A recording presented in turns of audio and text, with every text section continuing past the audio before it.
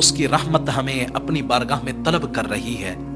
اور اللہ نے تو واضح طور پہ قرآن پاک کے اندر ایک اعلان فرما دیا، اور وہ کیا ہے؟ اللہ فرما رہا ہے وَإِذَا سَأَلَكَ عِبَادِي عَنِّي فَإِنِّي قَرِيبٌ۔ اللہ رب العزت نے واضح طور پہ ہمیں یہ پیغام دیا کہ جب بھی تم لوگ مجھ سے سوال کرو گے، مجھے اپنے نہایت قریب پاؤ گے، میری رحمت تمہارے ارد گرد اپنا حصار باندھ لے گی۔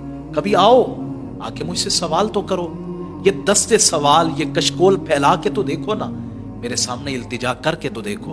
ہمیں التجا کرنے کا ڈھنگ ہی نہیں آتا، ہم سمجھتے ہیں کہ شاید ہم سنگ دل ہیں، ہم پتھر دل ہیں، اور ہم گناہوں کی آلودگی کی وجہ سے اس قدر آلودہ ہو چکے ہیں کہ اب رب سے مانگیں گے بھی صحیح تو وہ رب ہمیں عطا نہیں کرے گا۔ اور بھائی یہ آپ کی اور میری سوچ ہے، یہ ہم سوچ رہے ہیں نا کہ وہ ذات عطا نہیں کرے گی، لیکن اس کی رحمت تو بڑی وسیع ہے۔